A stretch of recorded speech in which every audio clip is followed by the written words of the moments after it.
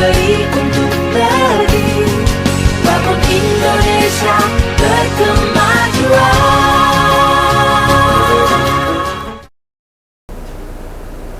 Assalamualaikum Sobat Lasismu, selamat datang di podcast Solusi, sudut obrolan penuh inspirasi spesial Ramadan, zakat majukan kesejahteraan bangsa. Saya Zaki Darmawan. Pada episode kali ini kita akan membahas topik yang seringkali kita dengar waktu bulan Ramadan, yaitu tentang fidyah. Mungkin dari kalian sudah mendengar tentang fidyah, tapi masih bertanya-tanya, apa sih itu fidyah? Kenapa harus ada fidyah dan bagaimana cara membayar fidyah tersebut? Yuk kita cari tahu bersama Ustadz Asosiat Profesor Dr. Dian Berkah, SHI MHI, selaku Dewan Pengawas Syariah Lasismu Jawa Timur dan Sekretaris Majelis Tarjih PWM Jawa Timur. Assalamualaikum Ustadz Dian. Waalaikumsalam warahmatullahi wabarakatuh. Bagaimana kegiatannya di bulan Ramadan ini? Alhamdulillah, barokah insyaallah. Insyaallah. Ya. Oke, sebagai awal nih Ustadz, terkait fidyah. Mungkin masih ada, mungkin kita sudah sering mendengar Ustadz terkait fidyah di media sosial atau di mana begitu. Terkait fidyah, mungkin Ustadz bisa menjelaskan lagi apa sih itu fidyah, Ustadz? Iya, baik. Pertama, saya kira kita awali dulu ya. Assalamualaikum warahmatullahi wabarakatuh. Sahabat Lajismu, dimanapun kita dalam beraktivitas, ya Alhamdulillah, saya kira kita harus bersyukur ya bisa terus meliterasi. Semoga ini menjadi bagian dari menambah khazanah kita dan literasi kita sebagai ilmu yang bermanfaat. Ya, dalam berbicara perihal fidyah, tentu ini sudah nggak asing lagi di kalangan kita umat Islam ya. Tapi tentu fidyah ini adalah satu sanksi ya atau alternatif yang diberikan oleh Allah bagi mereka. Saya sampaikan ya, bagi mereka ketika di bulan puasa Ramadan karena keadaan tertentu.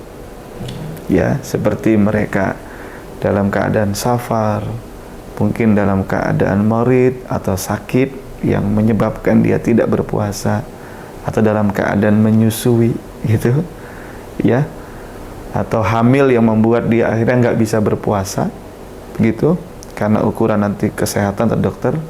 Jadi mereka boleh membayar yang namanya fidyah. Nah, ini saya kira secara langsung Allah sebutkan itu dalam Al-Quran. Saya kira itu. Ya. Baik.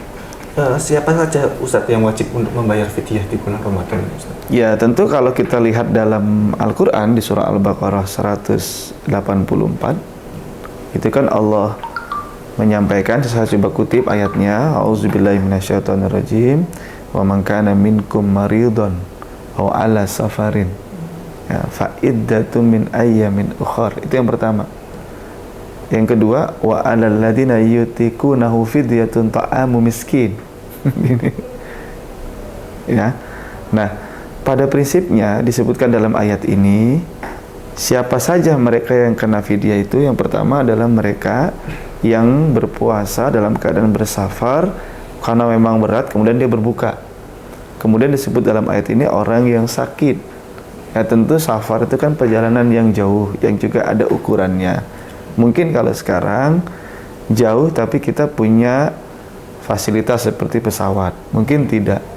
Tapi dalam keadaan tertentu bagi mereka-mereka yang memang dia dalam keadaan sakit sehingga menyebabkan dia berbuka, apalagi dalam perjalanan, saya kira inilah yang dikenakan namanya adalah dia boleh mengganti yang pertama ya puasanya pada setelah bulan Ramadan, atau dalam keadaan tertentu karena mereka tadi ya sebab-sebab mereka yang memang dia sakit secara menaun, atau mungkin dia karena menyusui dalam ukuran tertentu sehingga dia tidak bisa berpuasa, begitu pula hamil ya, sehingga disitulah saya kira siapa-siapa yang mereka bisa manfaatkan fidyah untuk membayar puasa di bulan Ramadan yang memang mereka tidak berpuasa, sebagaimana nanti petunjuk Allah di surah Al-Baqarah 183 itu. Ya. Lalu bedanya dengan mengqadha puasa ini apa, Ustaz? Ya, pada prinsipnya kan sebenarnya mengqadha itu kan mengganti secara bahasa ya. Sebelum kita masuk pada fidyah, tentu kata Allah wa antasumu khairul lakum. In kuntum ta'lamun, kata Allah. Sebenarnya bagi kita sebagai seorang muslim, kalau boleh milih bayar fidyah atau dengan puasa, begitu, ya puasa, gitu. Tapi karena sebab-sebab tadi yang seseorang kalau dia berpuasa, dia berpengaruh terhadap orang di dekatnya, misalnya seperti anaknya atau kandungannya atau kesehatannya, memang dia nggak bisa begitu. Dalam keadaan tertentu dia harus berpuasa tadi itu. Nah, disinilah saya kira yang harus dimaknai secara baik. Tentu ini adalah bagian dari kemudahan dalam Islam ketika siapapun yang memang punya atau mengalami sanksi dari perintah-perintah yang memang tidak dilakukan. Contohnya seperti kita berpuasa di bulan Ramadan terkait tentang fidyah. Berarti jika memang bisa menggantinya dengan puasa, maka lebih baik untuk menggantinya terlebih dahulu, Ustaz. Iya. Ketika memang itu ada kondisi-kondisi tertentu berhubungan dengan kesehatan atau orang sekitar kita, maka dibolehkan untuk melakukan membayar fidyah. Iya. Karena itu ini sebenarnya bukan paket ya, tapi ya alternatif ya yang memang Allah berikan untuk kita semua. Masya Allah, kita harus bersyukur kita mengenal Islam ya, sehingga kita bisa bagaimana menjalankan Islam ini secara kafah.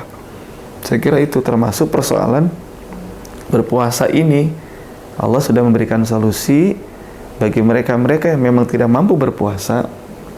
Tentu Allah berikan alternatif, dia adalah membayar fidyah, itu memberi makan kepada orang miskin tadi itu. Tadi kan disebutkan juga untuk membayar fidyahnya boleh dilaksanakan ketika bulan puasa. Iya. Atau juga boleh di saat bulan puasa juga, bulan Ramadan, Ustaz ya. Iya.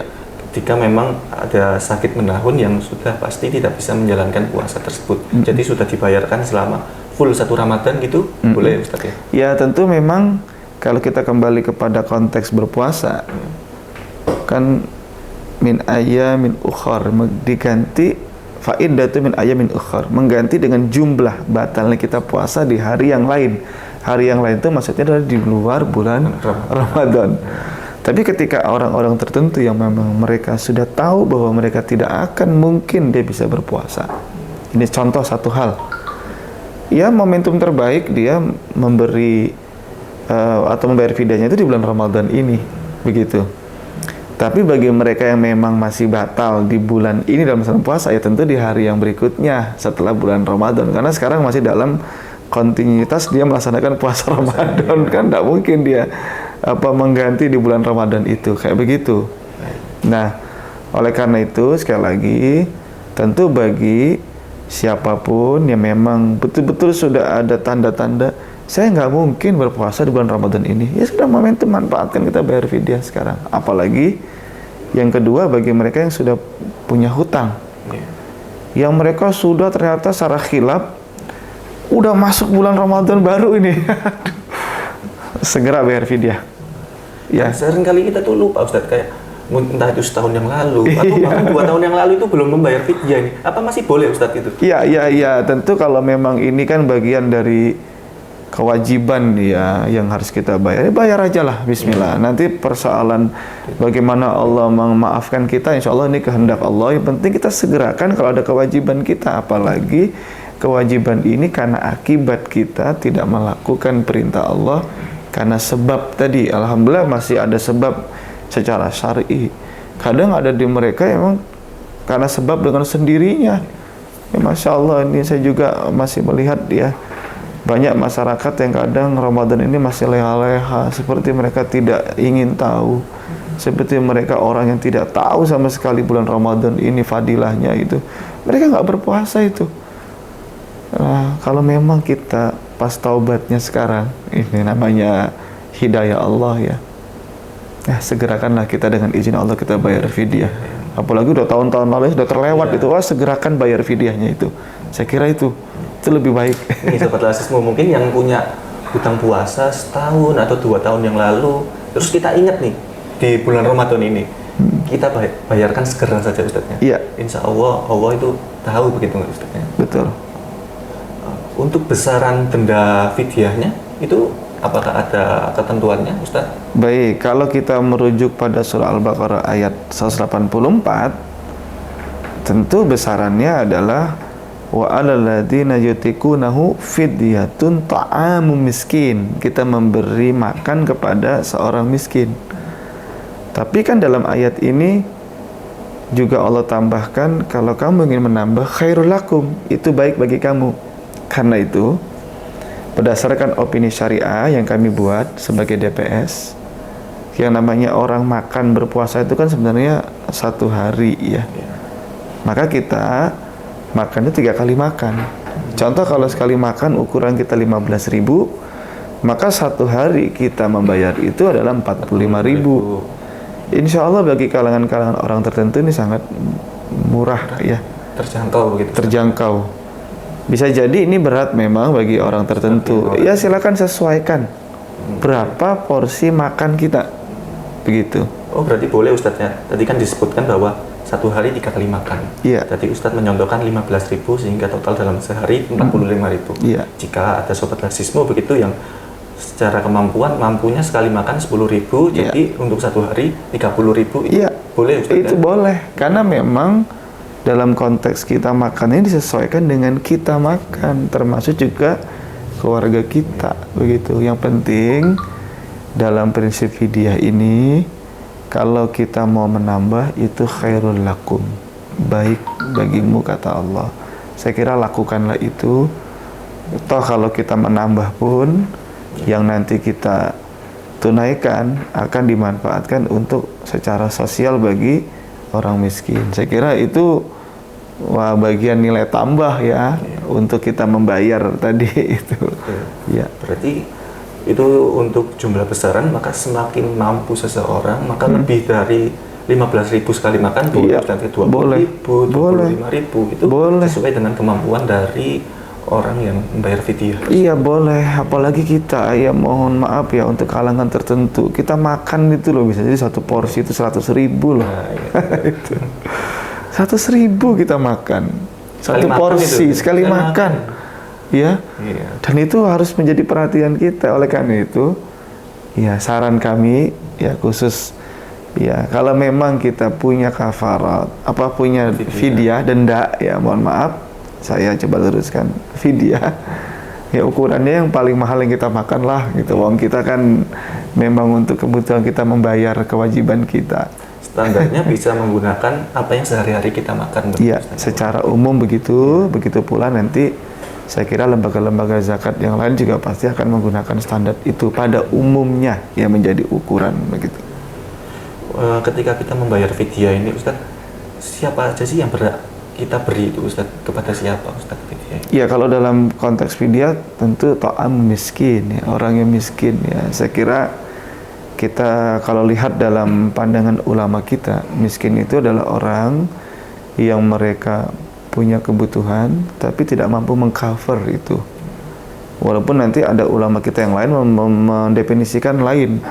Ya malah yang seperti itu adalah dia orang yang fakir ya. Ya tentu kalau miskin aja dia dapat, apalagi yang fakir yang dia tidak punya kebutuhan apa-apa gitu. Nah saya kira nanti dibatasi kepada yang miskin itu. Kalau nanti mau kita sentuh lagi yang fakir, sangat bagus karena fakir tentu mereka orang yang betul-betul membutuhkan, tidak punya apa-apa.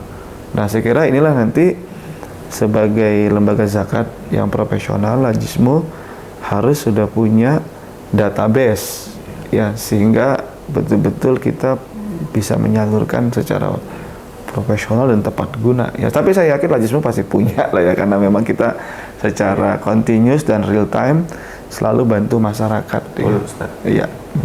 Berarti ketika kita membayar fidyah itu kepada fakir miskin begitu bisa disalurkan atau melalui lembaga amil zakat seperti Lajismu ini, Cak. Iya, iya. Sekali lagi saran kami bukan hanya sebagai DPS ya di Lajismu, bukan, tapi karena memang kita secara resmi, secara tata kelola negara kita sudah memberikan kewenangan itu kepada lembaga zakat. Karena itu setiap kita membayar ke dana-dana sosial kita, berikanlah kepada lembaga zakat, yaitu Lajismu Jawa Timur secara khususnya. Tentu ya memang ada saudara kita punya lembaga zakat ya, tapi kami menghimbau kepada sahabat lajismu, ya kembalilah kepada lajismu yang memang sama-sama kita gerakan lembaga zakat ini secara profesional, akuntabel, dan betul-betul tepat guna. Secara tanggung jawab kita menyalurkan fidyah ini tepat kepada orang yang membutuhkan sebagaimana nas dalam Al-Quran, begitu tentu juga hadis Nabi. Mungkin bagi sobat Lasismu yang bingung nih mau disalurkan kemana, bingung fidyahnya dibayarkan kemana, itu bisa melalui Lasis Muhammadiyah Jawa Timur. Dengan Lasis Muhammadiyah Jawa Timur, insya Allah untuk penerimaan manfaatnya ini sudah ada database-nya, jadi tepat sasaran. Ustaz, ya.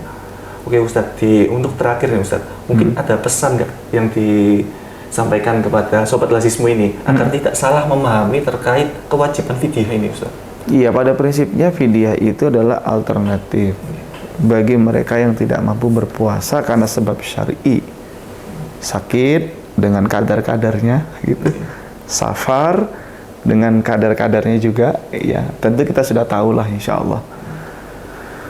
Kalau memang kita nggak mampu berpuasa dan betul-betul karena sebab juga ya yang bisa terukur baik secara kesehatan maupun secara syar'i, bismillah, fidyah ini menjadi alternatif sebagaimana petunjuk Allah dalam Al-Quran dan contoh Rasul dalam hadis Nabi. Ya saya kira ini sudah sangat qat'i bisa kita lakukan. Ya tentu bagi kita yang punya kemampuan berpuasa kembali kepada teks juga. Wa antasumu khairul lakum in kuntum ta'lamun. Ya berpuasa lebih baik jika kamu betul-betul mengetahui itu. Saya kira itu. Baik, bagi sobat Lasismu mungkin yang memiliki belum membayar hutang puasanya, mungkin yang utama adalah membayar puasanya dengan puasa di bulan selain Ramadan. Jika memang ada keadaan tertentu yang menyebabkan tidak bisa berpuasa, maka bisa melaksanakan fidyah. Salah satu melaksanakan fidyahnya itu kepada fakir miskin dengan melalui Lasis Muhammadiyah, gitu Ustaz ya. Baik, dan itu dia sobat Lasismu pembahasan kita terkait fidyah. Terima kasih Ustadz Dian Berkat atas waktu dan pencerahannya terkait fidyah ini. Sama-sama. Semoga informasi yang kita bahas ini membantu sobat Lasismu untuk lebih dalam lagi memahami terkait fidyah. Jangan lupa untuk menjaga niat kita di bulan Ramadan dan kita menjalankan ibadah di bulan Ramadan ini dengan sebaik-baiknya. Terima kasih sobat Lasismu telah mendengarkan. Sampai jumpa di episode selanjutnya. Wassalamualaikum warahmatullahi wabarakatuh. Waalaikumsalam warahmatullahi wabarakatuh.